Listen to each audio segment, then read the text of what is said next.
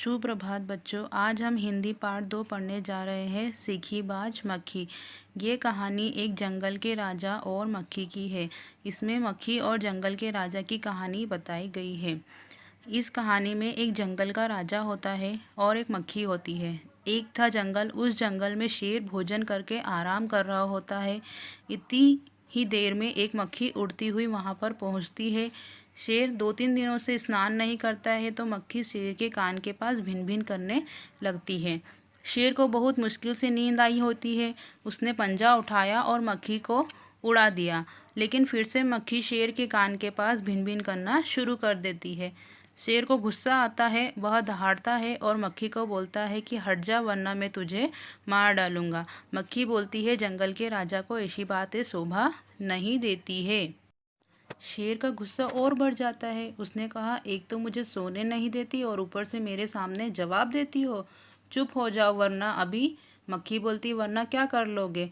मैं तुमसे डर थोड़ी जाऊंगी। मक्खी कहती है, मैं तुमसे डरती नहीं हूँ, हिम्मत हो तो आ जाओ, मैं तुमसे लड़ सकती हूँ। शेर को गुस्सा आ जाता है। उसने कान के पास पंजा मारा। मक्खी तो उड़ गई और कान जरा सा छिल जाता है। फिर मक्खी शेर की नाक पर बैठ जाती है। फिर मक्खी को पंजा मारता है। मक्खी फिर उड़ जाती है। फिर शेर की नाक छिल जाती है। मक्खी कभी शेर के माथे पे, कभी गाल पे, तो कभी गर्दन पर बैठ जाती है। शेर पंजा मारता जाता है और खुद को घायल करता जाता है। मक्खी तो फट से उड़ जाती। जब बहुत शेर थक जाता है, फिर वह मक्खी को बोलता है, मक्खी बहन अब मुझे छोड़ो, मैं हारा और तुम जीती। और मक्खी घमंड से चूर होकर उड़ती हुई आगे बढ़ जाती। आगे बढ़ते हुए मक्खी को सामने से एक हाथी मिलता है। मक्खी ने कहा, अरे हाथी, मुझे प्रणाम करो। मैंने जंगल के राजा शेर को हराया है, इसलिए अब जंगल में मेरा राज चलेगा। हाथी ने सोचा, इस पागल मक्खी से कौन बहस करने में समय बर्बाद करेगा। हाथी सूंड ऊपर करके मक्खी को प्रणाम करता है और आगे बढ़ जाता है। मक्खी घमंड से चूर होकर आगे बढ़ती है, क्योंकि हाथी ने भी उसे सामने से एक लोमड़ी आ रही थी। उसने ये सब देखा और लोमड़ी मंद मंद धीरे धीरे मुस्कुराने लगी। इतने में मक्खी ने लोमड़ी से कहा, अरे ओ लोमड़ी, मुझे प्रणाम करो। मैं जंगल के राजा शेर और हाथी को हराया है और तुम मुझे अब प्रणाम करो। लोमड़ी उसे प्रणाम करती है और धीरे से बोलती है, धन्य हो मक्खी रानी, धन्य हो। धन्य है आपका जीवन और धन्य है आपके माता पिता।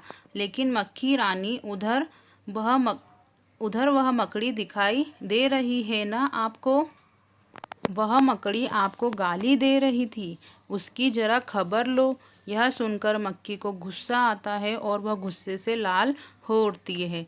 मक्खी बोली, उस मकड़ी को तो मैं चुटकी बजा के ख़त्म कर दूंगी। यह कहते हुए मक्खी मकड़ी की तरफ झपटती है और मकड़ी के जाले में फंस जाती है। मक्खी जो उस जाले से निकलने की कोशिश करती है, त्यों तो उसमें फंसती जाती है। अंत में वह थककर हार जाती है।